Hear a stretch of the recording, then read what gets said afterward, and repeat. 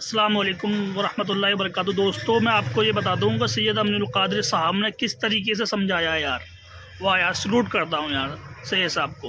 دیکھو دوستوں انہوں نے کس طریقے سے سمجھایا ہے، اور ویڈیو کو پورا ضرور دیکھیں، ٹھیک ہے؟ پھر ویڈیو میں ملتے ہیں لاسٹ میں۔ مسئلہ پیش کیا حضرت، پریشان بہت، کچھ بتائیں۔ آپ نے فرمایا میں گارنٹی دیتا ہوں۔ دیکھو اس بزرگ نے، اس پیر نے کیا فرمایا، میں گارنٹی دیتا ہوں اگر تم نمازی بن جاؤ تمہارے سب مسئلے حل ہو جائیں۔ جب کسی کو بولو نا نمازی بن جاؤ سب مسئلے حل ہو جائیں، لوگوں کو حیرت ہوتی ہے یار نماز پڑھنے سے کیا ہوتا ہے۔ یہی ہے مطلب، زبان کے سے کلمہ پڑھتے ہو، اندر کیا رکھا ہے مجھے بتاؤ نا۔ یہ اندر جو بت خانہ بنا رکھا ہے پہلے اس کو پاک کرو، نکالو اس میں سے بدعقیدگی کے بت نکالو، تزلزل کے بت نکالو، تذبذب کے بت نکالو۔ میرے عزیز، نماز کی اہمیت کو ہم سمجھے ہی نہیں۔ جس نماز سے خدا مل سکتا ہے اس نماز سے کیا نہیں مل سکتا؟ خدا ملتا ہے نماز سے، اس لیے کہ اللہ کے رسول نے فرمایا جب بندہ سجدہ کرتا ہے تو خدا اور بندے کے درمیان سے سارے حجابات اٹھا دیے جاتے ہیں۔ ہم حالت سجدہ میں خدا کے سب سے زیادہ قریب ہوتے ہیں۔ خدا تو ہمارے قریب ہے ہی، لیکن ہم اس کے قریب ہو جاتے ہیں۔ تو جس نماز کی بدولت، جس نماز سے خدا مل جاتا ہے، کیا نہیں مل سکتا؟ سب ملے گا۔ تو اس بزرگ نے نصیحت کی، نماز پڑھو، نماز پڑھو گے تمہارے سب مسئلے حل ہو۔ سب کی بات کر رہا ہوں، لیکن یہاں تھوڑا سا اب ان کی گفتگو آگے بڑھانے سے پہلے اپنی گفتگو کر لوں۔ یہ بات آپ اور لوگوں سے بھی سنتے ہوں گے، نماز پڑھو سب ہوگا، نماز پڑھو سب ہوگا، لیکن پھر آپ سے کہتا ہوں نماز پڑھو تو سب ہوگا نا۔ اور یہ نماز کب پڑھی جائے گی؟ جب پیٹ حرام سے محفوظ ہوگا۔ سود کے دھندے کر رہے ہو اور مسجد کی پہلی صف میں ہو، کوئی نماز نہیں ہوئی، کوئی نماز نہیں۔ اس لیے کہ اللہ کے رسول علیہ السلام نے فرمایا جس کے پیٹ میں حرام کا ایک لقمہ چلا جائے 40 دن تک اللہ اس کی کوئی عبادت قبول نہیں کرتا، ایک لقمہ۔ اور یہاں تو اتنا کھا رہے ہیں کہ ڈکار بھی نہیں لے رہے حرام کھا کھا کے۔ بہن کا حصہ دبا کے رکھا، بھائیوں کا حصہ دبا کے رکھا، گھر بنایا تو پڑوسی کی جگہ پہ گھس گئے، کوئی ٹینشن نہیں۔ کیوں؟ کیونکہ جنت تو ہمارے باپ کی ہے نا، کچھ بھی کرو، ہنسنے کی بات نہیں ہے۔ اگر تم نے کسی کی ایک انگلی کے پورے کے برابر بھی جگہ لی نا، جگہ قبضہ کیا، ناجائز قبضہ، انگلی کے اتنے پورے کے برابر، تو اتنے حصے کو نیچے نیچے نیچے نیچے نیچے تحت الثری تک کاٹا جائے گا اور کاٹ کے نکالا جائے گا، اور وہ پورا کے پورا توق بنا کر کے تمہارے گلے میں ڈالا جائے گا۔ اتنی سی زمین لینے پر بھی زمینیں قبضہ کرتے رہو، گھر بناؤ تو جان بوجھ کر کھسکو، طاقتور ہو، دادا ہو، گنڈا گردی کر سکتے ہو تو طاقت کے بہت زور پہ دباؤ، سب کو کرو جو کرنا ہے۔ لیکن لوگوں کو پتہ نہیں، تم جتنے بڑے دادا ہو اور طاقتور ہو نا، تمہاری کوئی طاقت نہیں، سب سے بڑی طاقت اللہ کی ہے۔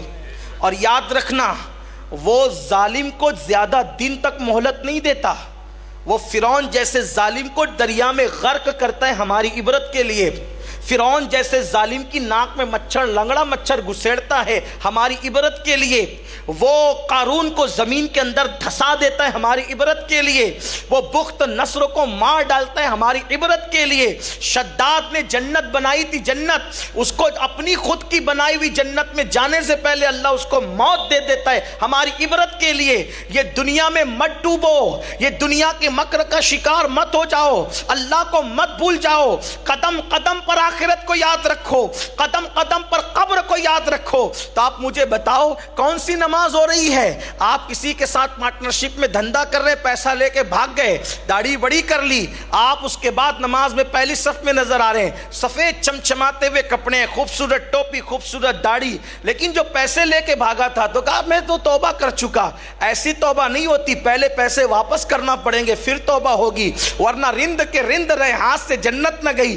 یہ وہ مزہ مذہب نہیں ہے کہ پیسے کا غفلہ کرنے والوں کو ملک سے بھگا دو اس کے بعد بھی تمہیں جنت ملے گی. یہ محمد الرسول اللہ کا لایا ہوا مذہب ہے. یہاں حال یہ ہے, اللہ کے رسول علیہ السلام, ذرا دل کے کانوں سے سننا, ذرا توجہ سے سننا, مال ہڑپ کر کے نمازی بننے والوں, مال ہڑپ کر کے ہر سال حج کو جانے والوں, مال ہڑپ کر ہر سال کو عمرہ کو جانے والوں, قفلے بازیاں کر کے نیک اور جنتی کا ڈھونگ رچانے والوں, یہ یہود و نصارہ کا مذہب نہیں, یہ محمد الرسول اللہ کا لایا ہوا مذہب ہے.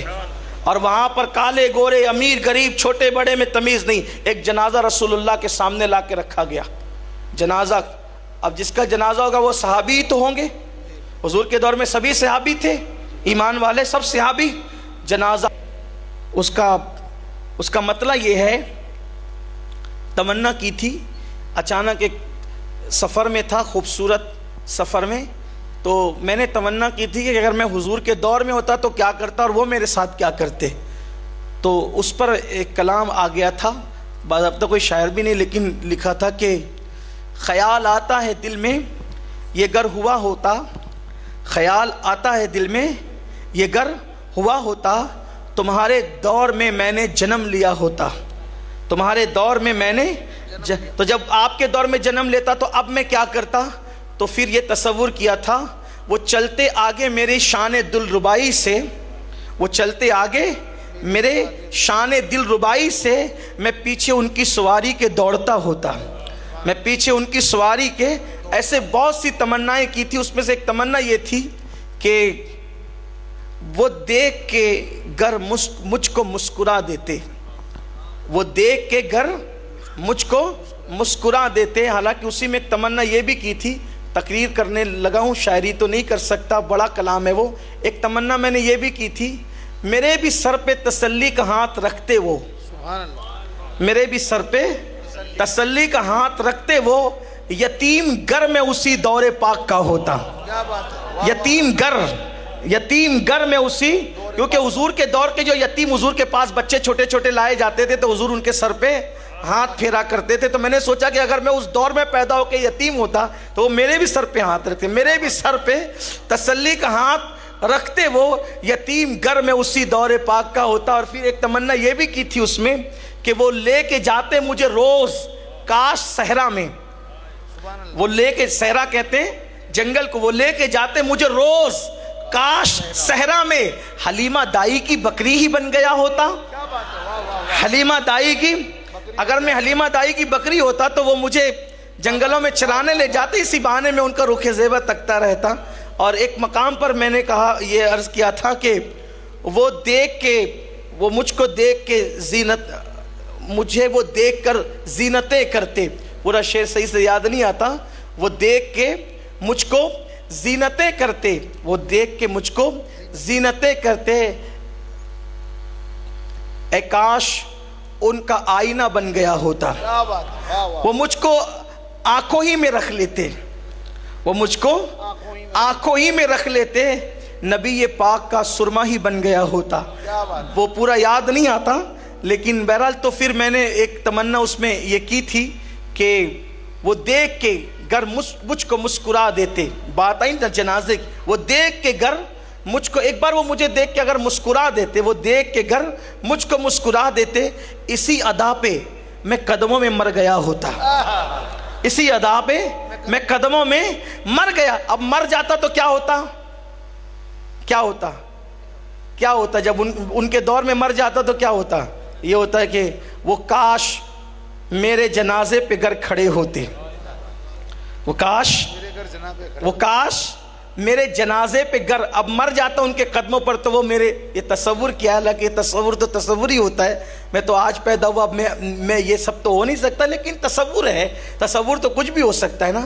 وہ آ کے میرے جنازے پہ, جب میں مر جاتا ان کے دور میں, تو وہ آ کے میرے جنازے پہ گر کھڑے ہوتے, تو میں کیا کرتا, کفن ہٹا کے ان کو ہی تک رہا ہوتا. وہ آ کے میرے جنازے پہ, وہ آ کے میرے جنازے پہ جب کھڑے ہوتے, کفن ہٹا کے میں ان کو ہی تک رہا ہوتا. ایسی میں نے بہت ساری جو وہ تصورات میں تصور کیا ہے, لیکن آخری میں پھر حقیقت میں دعا کر دی ہے کہ امین خستہ کا اٹھتا جنازہ طیبہ میں, امین خستہ کا اٹھتا جنازہ طیبہ میں, مراد اپنی بیچارہ یہ پا گیا ہوتا. اللہ کرے یہ تو ہو سکتا ہے. تو سوچو, تصور کرو کہ حضور جن کے جنازے پر آ جائیں, حضور جن کے, کیسے خوش نصیب وہ لوگ ہوں گے. ارے جنازے پر اگر ان کا نام پڑھ دیا جائے, جنازے پر اگر ان کا نام پڑھ دیا جائے تو میت کی مغفرت ہو جاتی ہے.